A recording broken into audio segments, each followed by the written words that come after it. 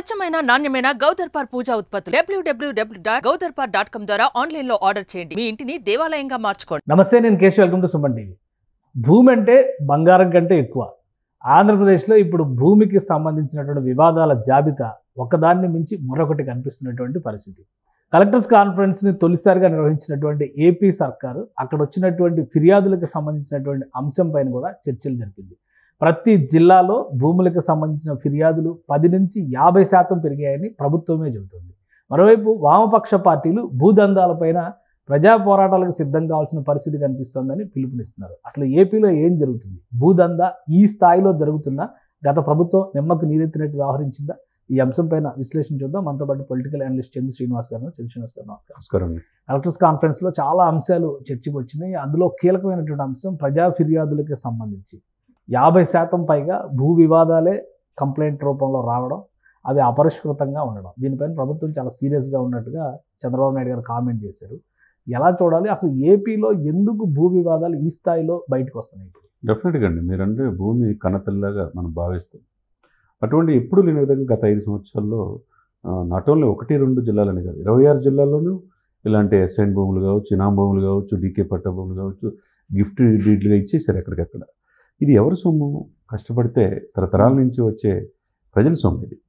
దీన్ని ఆర్పి సిసోడియా గారు stamps and registration special commissioner చెప్పారు. ఎప్పుడు అర్జీలు పెట్టుకుంటారు కలెక్టర్లకి, ప్రతి జిల్లాలో అర్జీలు పెట్టుకుంటే భూ వివాదాలు 10% ఉండేవి. అది ఇప్పుడు 50% అంటే కుప్పలు తెప్పలుగా ఉంటాయంటే నాట్ ఓన్లీ ఒక జిల్లా ఇది పర్లా, ముఖ్యంగా చిత్తూరు జిల్లా, తర్వాత వచ్చేసరికి తిరుపతి, కడప, అన్నమయ్య జిల్లా, ఇవన్నీ ప్రకాశం, అన్ని జిల్లాల్లో ఎక్కువగా ఉన్నాయి.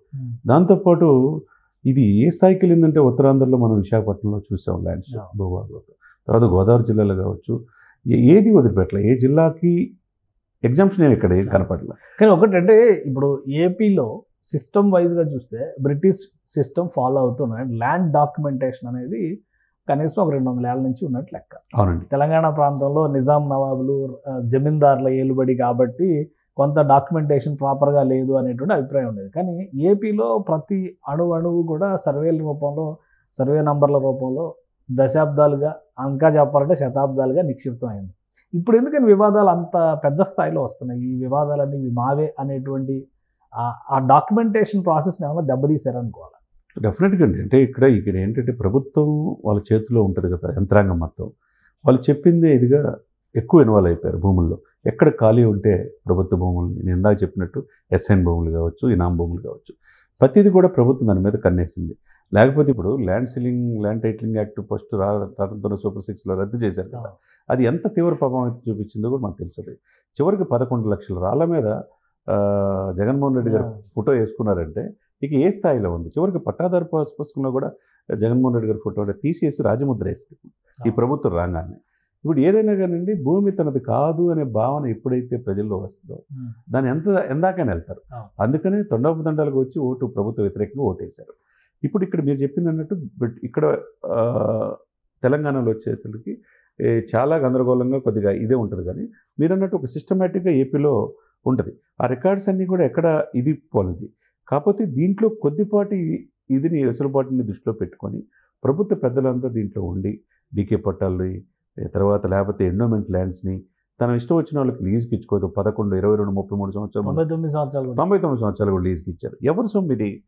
ఇప్పుడు అనేక ఎండోమెంట్ కింద 100 ఎకరాలు ఉంటాయి. ఆ రోజుల్లో రాజులు పెద్ద దానధర్మాలు చేసి పెద్ద వాళ్ళు ఇచ్చారు. ఇప్పుడు దీన్ని ప్రభుత్వాలు ఎందుకు చేస్తున్నాయి? ఎప్పుడు లేని విధంగా 1-2 జిల్లా కాదు, 26 జిల్లాల్లోనే ఇలా అయితే చివరికి పెద్దిరెడ్డి గారు మదనపల్లిలో సబ్ కలెక్టర్ ఆఫీస్లో కూడా ఫైలు తగలపడిపోయినాయి. అంటే ఏ స్థాయికి చివరికి పెద్దిరెడ్డి గారి భార్య మీద కూడా ఆరోపణలు వచ్చినాయని సాక్షాత్తు సిపిఎం నేత రామకృష్ణ గారు చెప్తున్నారు. దాని మీద కూడా జ్యుడిషియల్ ఎంక్వైరీ చేయాలంటున్నారు. మీరన్నట్టుగా దీనికి రేపు 20వ తారీఖు వాళ్ళు కార్యాచరణ, ఎందుకంటే భూమికి హక్కుల కోసం పోరాడేవాళ్ళు సిపిఐ కావచ్చు, సిపిఎం కావచ్చు, వాళ్ళు 20వ తారీఖు ఎవరైతే బాధితులు ఉన్నారో రాష్ట్ర వ్యాప్తంగా విజయవాడలో సదస్సు పెట్టబోతున్నారు. అంటే కంప్లీట్గా గత 5 సంవత్సరాల్లో ఏం జరిగింది, ప్రభుత్వ ఆస్తులు, ప్రజల ఆస్తులను ఏ విధంగా ప్రభుత్వం కొల్లగొట్టింది, ప్రభుత్వంలో పెద్దలు ఏ విధంగా తీసుకున్నారు, సమగ్ర జ్యుడిషియల్ ఎంక్వైరీ చేసి ఈ బాధితులు ఎవరైతే ఉన్నారో వాళ్ళకి న్యాయం చేయాలని ఓ మీటింగ్ కూడా కాల్ఫర్ చేశారు. కాబట్టి దీన్ని ప్రభుత్వం ఇప్పుడున్న కూటమి చంద్రబాబు నాయుడు గారు కావచ్చు, పవన్ కళ్యాణ్ గారు కావచ్చు, నేను సుదీర్ఘంగా కలెక్టర్లతో జరిగిన మీటింగ్లో ఎక్కువగా ఏం జరిగిందంటే ఇదే ఈ పాయింట్ ఆఫ్ వ్యూ ఎందుకు జరిగింది, గత ప్రభుత్వంలో నిమ్మక నీరెత్తినట్టుగా ఈ భూమి దందాలు ఎందుకు జరిగినాయి, దీని మీద సమగ్ర విచారం జరిగి ఒక డిప్యూటీ కలెక్టర్ స్థాయి అధికారిని ఒక కమిటీ వేసేసి ఈ అర్జీలు మొత్తం స్వీకరించి ఎక్కడికక్కడ త్వరితగతిన ఫస్ట్ ప్రయారిటీ దీని మీద పెట్టారు. కానీ అంటే ఒకటి ఇప్పుడున్న సమస్యలు పరిష్కరించడానికి అభివృద్ధి పథకాలు ఇవన్నీ ఉంటే ఈ ప్రక్షాళనకి మళ్ళీ అదనంగా అధికారులను కేటాయించడం, దాని మీద ఫోకస్ పెట్టడం సాధ్యమవుతుందా?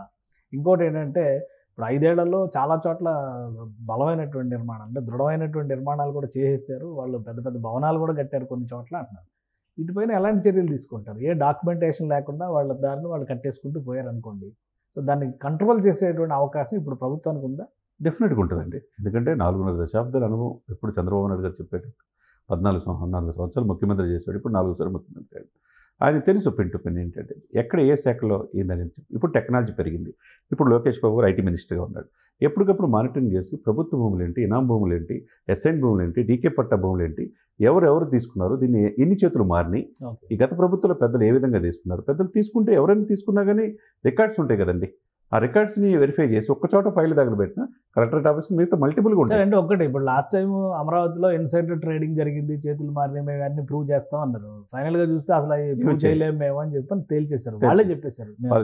ప్రూవ్ చేయడం కష్టమో, ఎవరు లబ్ధి పొందారో చెప్పడం కష్టం, కానీ ఇన్సైడర్ ట్రేడింగ్ జరిగింది అన్నారు. ఇప్పుడు ఇక్కడ భూదందాలు జరిగినాయి అంటున్నారు. భూదందాలను ప్రూవ్ చేయడానికి ఇప్పుడు కూడా అవకాశం ఉంటుంది, ఇది కూడా పొలిటికల్ స్టంట్ లాగే చూడాల్సి ఉంటుంది. పొలిటికల్ స్టంట్ ఏం లేదండి. అంటే ఎక్కువ ఫిర్యాదులు నేను చెప్పాను కదా, 10% నుంచి అర్జీల్లో 50% వచ్చిందంటే చివరికి ప్రజలు టీడీపీ ఆఫీసు కావచ్చు, మళ్ళీ ఈ కాకుండా టీడీపీ ఆఫీసులో జనసేన ఆఫీసులో ఎమ్మెల్యేలు మంత్రులు ఉండి అర్జీలు తీసుకుంటారు. అక్కడ కూడా మొత్తం ఆల్మోస్ట్ ఇవే ఉన్నాయి. అంటే తను ఒక వ్యక్తి తన బ్యాక్గ్రౌండ్ ఏ సపోర్ట్ లేనప్పుడు, పొలిటికల్గా స్ట్రెంత్ లేనప్పుడు, ఏజ్డ్ పర్సన్ అయినప్పుడు, వాళ్ళ బిడ్డలు అమెరికాలో ఉన్నప్పుడు ఈ భూముల మీద కాన్సన్ట్రేషన్ చేస్తారు పాలక పక్షాలలో. అదే జరిగింది. చాలామంది సైనికులు భూములు వదిలిపెట్ల మనం చూసాం. చివరికి ఇనాం భూములు వదిలిపెట్ల, ఎస్ఐన్ భూములు, పార్టీ ఆఫీసులు కట్టేశారు కదా, భూములు కట్టేశారు. ఈ సిచ్యువేషన్స్ ఇలా ఉందంటే ఎప్పుడు లేని విధంగా గత 5-6 దశాబ్దాల్లో ఏ ప్రభుత్వంలో లేని విధంగా భూదందాలు గత ప్రభుత్వంలో జరిగిందనేది స్పష్టంగా అర్థమవుతుంది. లేకపోతే సిసోడియా గారి ఇన్స్ట్రక్షన్స్ మొత్తం కలెక్టర్లకి స్టేట్ మొత్తం ఒకటే, 26 జిల్లాల్లో ఇది ఏం జరిగింది, దీన్ని త్వరితగతిన పరిష్కరించండి అన్నాడు. ఇంకొకటి మీరు అన్నట్టు ఇంకా అడిషన్గా అవసరంలా, డిప్యూటీ కలెక్టర్, జాయింట్ కలెక్టర్, కలెక్టర్లు, ఆర్డీఓలు ఉంటారు కాబట్టి వాళ్ళకొకరికి ఈ పర్టికులర్ ఈ వింగని విభాగాన్ని ఇచ్చేసేసి ఎక్కడైతే ఎలిగేషన్స్ ఉన్నాయో ఈ భూమి ఇల్లు మీద దాన్ని ఇమ్మీడియట్గా ఇది తీసుకుని కన్సల్ట్ ఆర్డీఓల్ని, ఎంఆర్ఓలు, ఎండిఓలు కూడా త్వరితగతిన పరిష్కరిస్తే ఈ సమస్య సాల్వ్ అయ్యే అవకాశం ఉందని చెప్పి చెప్తున్నారు. ఇప్పుడు డాక్యుమెంట్స్ తగలబెట్టేశారు, అలాంటి ఇన్సిడెంట్స్ కొన్ని చోట్ల జరిగినాయి. ఆల్రెడీ మనం పొల్యూషన్ కంట్రోల్ బోర్డు ఇవన్నీ తీసుకొచ్చి బయటకు తీసుకొచ్చి తగలబెట్టారు. ఇదే మదనపల్లిలో ఏకంగా ఆఫీస్లోనే తగలబెట్టేశారు. ఇట్లాంటి వాటిని ఎలా రీస్ట్రక్చర్ చేస్తారు? డెఫినెట్గా ఈ తగలబెట్టినా ఏం చేసినా వాళ్ళ పేర్ల మీద ఎవరో బినామీల పేరు మీద, పెద్దిరెడ్డి గారో ఎవరో వాళ్ళ బినాములు వాళ్ళు సహకరించిన యంత్రాంగం మీద ఉంటుంది కదా, ఆన్లైన్లో చలానా కట్టి ఉంటుంది కదా, అక్కడ తీస్తారు మళ్ళీ. ఇప్పుడు అది సాక్షాత్ జగన్మోహన్ రెడ్డి గారు చెప్పారు, ఇప్పుడు తగలబడి అక్కడ తగలబడినంత మిగతా డాక్యుమెంట్లు ఉంటాయి కదా అని చెప్పన్నాడు.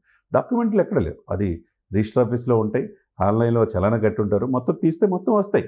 అంతకుముందు ఎవరి చేతులు మారినాయి, ఎవరెవరి చేతిలో ఉన్నాయి, ఎందుకు ఎట్లా వచ్చింది, ఎంత కట్టారు, దీంట్లో ఎంత బినామీ ఉంది, ఎన్ని వందల ఎకరాలు తీసుకున్నారు అనేది డెఫినెట్గా వస్తుంది. ఓకే. సో ఇప్పుడు ఇంకొకటి, ఆంధ్రప్రదేశ్లో మాత్రమే ఈ సమస్య ఉందా? ఇతర రాష్ట్రాల్లో కూడా ప్రభుత్వాలు మారినప్పుడు భూముల పైన, కబ్జాల పైన, ప్రభుత్వ భూముల రికార్డుల మాయం పైన ఇటువంటివి జరుగుతాయా ఎప్పుడైనా? ఓన్లీ ఏపీలోనే ఈ 2 పార్టీలు అధికారంలోంచి ఇటు వచ్చినప్పుడు అటు వచ్చినప్పుడు ఇలాంటి గందరగోళాలు జరుగుతాయి? అంటే దేశంలో ఎక్కడ లేని విధంగా అది దౌర్భాగ్య పరిస్థితి తెలియదు, కానీ ఆంధ్రప్రదేశ్లో ఎక్కువ కనపడుతుంది. అంతే కదా. ఇక్కడ ఇప్పుడు పక్కన తెలంగాణలో కూడా చూసాం. ఇప్పుడు ఎక్కడ ఏదన్నా కానీ ఇప్పుడు ప్రాజెక్టుల మీద, అవినీతి మీద, లేకపోతే ఇంకో దాని మీద, వాటి మీద ఇచ్చేస్తున్నారు. హైడ్రా అనేది ఒకటి కమిషన్, ఫైల్స్ తగలెట్టేసే కల్చర్ ఏపీలోనే ఉందంట. ఇదే ఉంది. అంటే మరి ఇప్పుడు హైదరాబాద్లో మనం చిన్నది చూసాం. Hyderabad disaster management, vigilance enforcement, assets మీద ఒక కమిషనర్ వేసి, రంగనాథ్ గారిని కమిషనర్ వేశారు. నాలాల మీద లేకపోతే చెరువులు కూడా ఆక్రమించేసుకున్నారు. దాని మీద సమగ్ర విచారణ చేసేసి ఎంత పెద్ద తలకాయలు ఉన్నా డైరెక్ట్గా సరెండర్ చేసుకోమన్నారు. అట్లా ఆ సిస్టమ్ ఇక్కడ ఉంది. ఇక్కడ ఏంటంటే ఆంధ్రప్రదేశ్ పరిస్థితి ఏంటంటే గత 5 సంవత్సరాలు ఎప్పుడు లేని విధంగా భూముల్ని అన్యాక్రాంతంగా అమాయకుల భూములు ఆక్రమించుకున్నారనే ఆరోపణలు గత 5 దశాబ్దాలు ఎప్పుడు లేని విధంగా ఉంది. కాబట్టి జ్యుడిషియల్ ఎంక్వైరీ చేయాలి. ఇప్పుడు చిత్తశుద్ధిని ఈ కూటమిని నిరూపించుకోవాల్సిన అవసరం. ఇప్పుడు వామపక్షాలు ఇచ్చినటువంటి పిలుపు మేరకు దీనిపైన ఒక పెద్ద ఆందోళన జరిగే అవకాశం కనిపిస్తుందా? లేదంటే ఆల్రెడీ ల్యాండ్ టైటిలింగ్ యాక్ట్ తీసేశారు కాబట్టి ప్రభుత్వం దీనిపైన రియాక్ట్ అవుతుంది కాబట్టి వీళ్ళని తొందరగా కబ్జాదారులు ఎవరనేటువంటి విషయంలో నిగ్గు తేల్చే అవకాశం ఉందా? అంటే ఇప్పటికిప్పుడు 20వ తారీఖు దాకా తేలదు కదా. ఇప్పుడు 10% నుంచి 50% అర్జీలు వచ్చినప్పుడు అర్జీలు వచ్చినాయి. కనీసం 2-3 నెలలు పడుతుంది. ఆ. ఈలోపు వాళ్ళు 20వ తారీఖు సమావేశం పెట్టారు. ఎవరైతే బాధితులు 26 జిల్లాల్లో విస్తరించింది ఈ ల్యాండ్ మాఫియా అనేది. డెఫినెట్గా గత ప్రభుత్వంలో అధికార యంత్రాంగం వాళ్ళ చేతిలో తీసుకుని అమాయకులు భూములు స్వాధీనం చేసుకున్నారనేది రామకృష్ణ గారి సిపిఐ నేత ఆరోపణ. వాళ్ళు ఆ బాధితులందరూ పిలిచి విజయవాడలో 20వ తారీఖు మీటింగ్ పెడుతున్నారు కాబట్టి మరి ప్రభుత్వాలకు కూడా వాళ్ళు రిప్రజెంటేషన్ ఇస్తారు ఆ.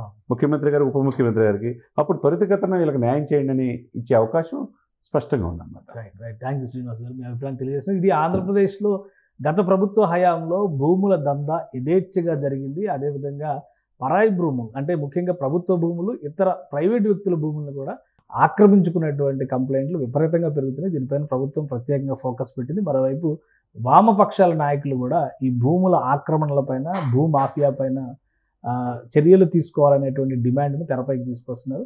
అది త్వరలోనే దీనికి సంబంధించి రాష్ట్ర ప్రభుత్వం ఒక స్పష్టమైన నిర్ణయం తీసుకునే అవకాశం కనిపిస్తుంది. ఇది special discussion. Keep watching. Suman టీవీలో మీ పర్సనల్ అండ్ బిజినెస్ ప్రమోషన్స్ కోసం కింది నెంబర్కి కాంటాక్ట్ చేయండి.